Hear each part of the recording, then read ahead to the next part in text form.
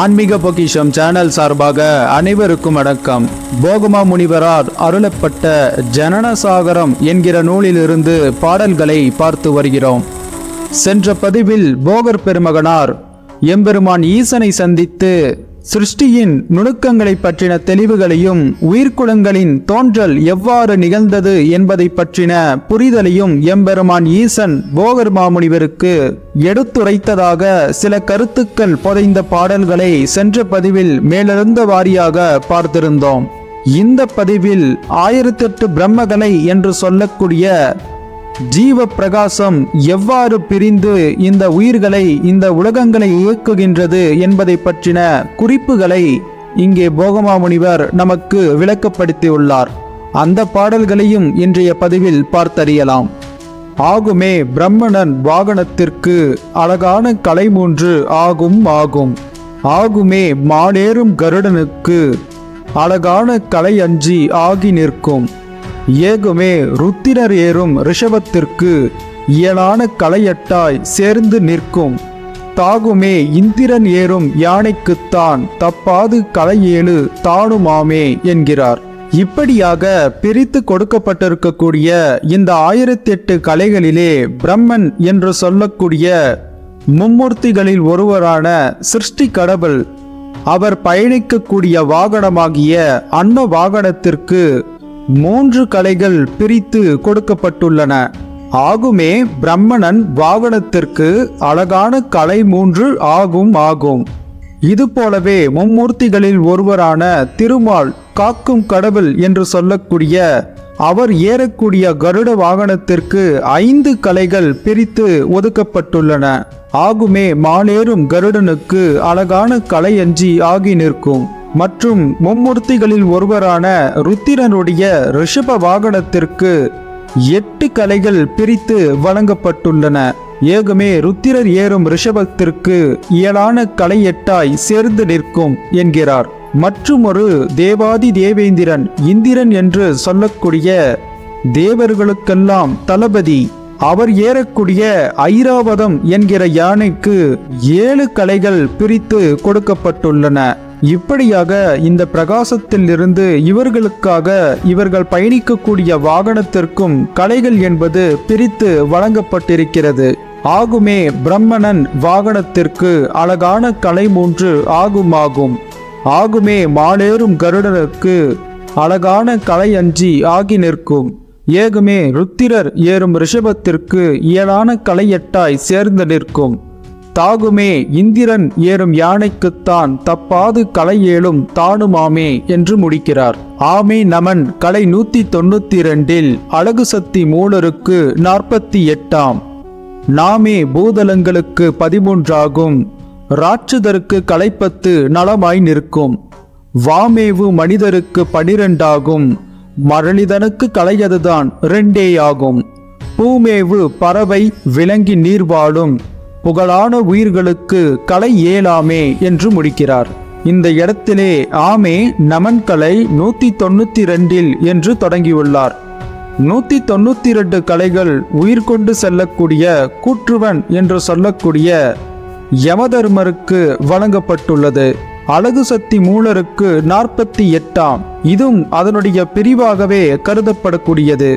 மூலருக்கு என்று சொல்லக்கூடிய யமதர்மரின் கூட்டத்திற்கு 48 கலைகள் வழங்கப்பட்டுள்ளது. நாமே பூதலங்களுக்கு 13 ஆகும்.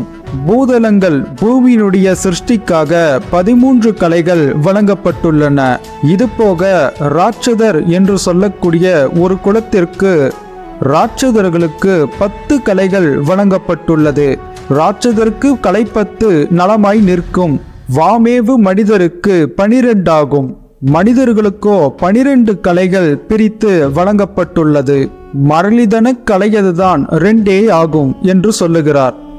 மரளி என்று சொல்லக்கூடிய யமன் கூற்றுவன் இவருக்கு 2 கலைகள் முக்கிய அங்கம் வகிக்கின்றன என்று சொல்லப்படுகிறது. இங்கே சற்று குழப்பம் ஏற்படுவது வாடிக்கையான ஒன்று. முதலிலே சொல்லும்போது ஆமே நமன் கலை 192 என்று சொல்லியாகிவிட்டு அதன் பிறகு அதிலே உட்பிரிவாக 2ஆக பிரிப்பதாகவே இதை நாம் பொருள் கொள்ள வேண்டி இருக்கிறது. யமன் உயிர் கொண்டு செல்லக்கூடியவன். அந்தவருக்கு 192 கலைகள் வழங்கப்பட்டுள்ளன.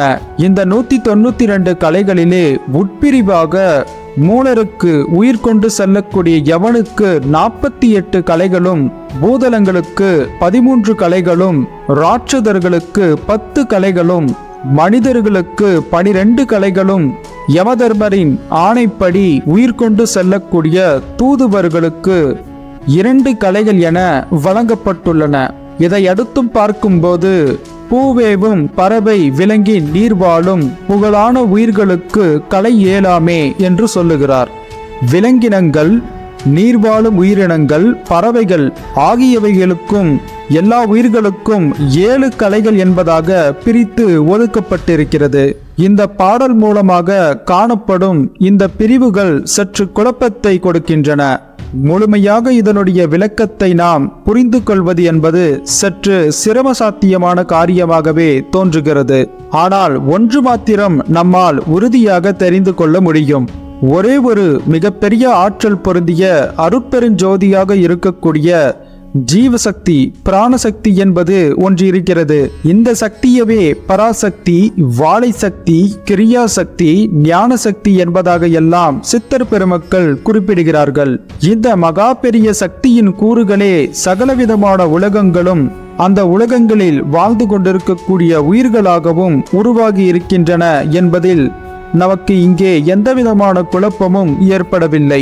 இப்படியாக அந்த மிகப்பெரிய பரம்பொருளாக இருக்கக்கூடிய, அந்த அகண்ட ஜோதியாக இருக்கக்கூடிய அகண்ட பிரகாசத்தினுடைய அம்சங்களை கொண்டதாகவே சகல உயிர்களும் பிரதிபிம்பித்து காட்டுகின்றன. இதில் ஒவ்வொரு அம்சத்திற்கும் ஒவ்வொரு குறிப்பிட்ட அளவிற்கான இந்த சக்தி என்பது பிரித்து வழங்கப்பட்டுள்ளது. இப்படியான ஒரு கருத்தாகவே இதை நாம் விளங்கிக் கொள்ள வேண்டும்.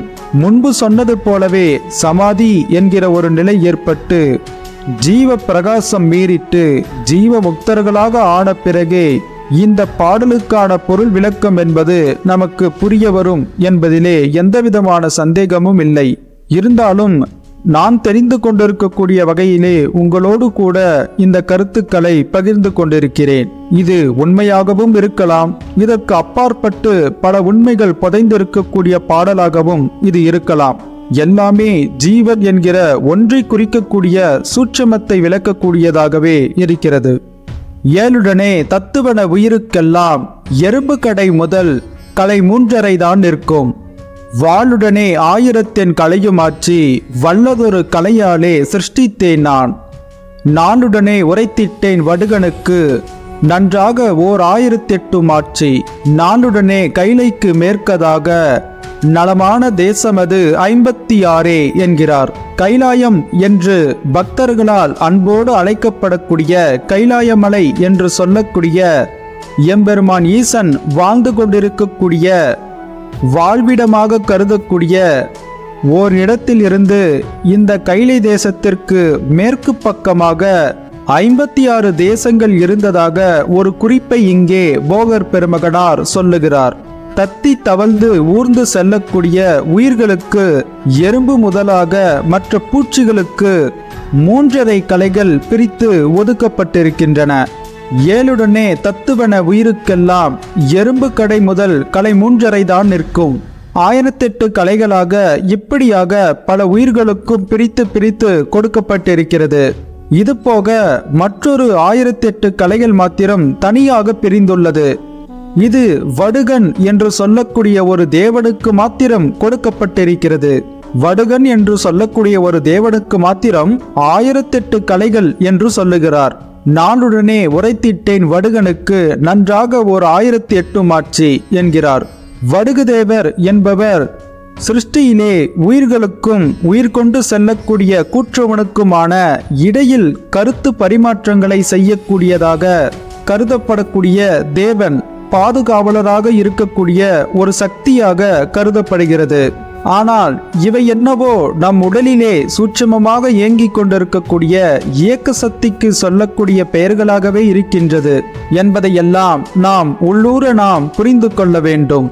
இப்படியாக தன்னை அணுகி வந்து பணிவன்போடு கேட்டுக்கொண்ட போகமாமுனிவருக்கு எம்பெருமான் ஈசன் நாம் வாழ்ந்து கொண்டிருக்கக்கூடிய இந்த கைலைக்கு மேற்காக 56 தேசங்கள் இருக்கின்றன என்பதாக சொல்லியிருக்கிறார். தான் இருக்கக்கூடிய இடத்திலிருந்து தேசங்கள் எங்கெங்கே எவ்வாறாக விரிந்திருக்கின்றன என்பதான ஒரு குறிப்பை இங்கே சிவத்திடம் கேட்டு மேலும் அடுத்தடுத்த பதிவின் மூலமாக தொடர்ச்சியாக பாடல்களை பார்த்தறியலாம். அதுவரையிலும் உங்கள் அனைவருக்கும் நன்றி.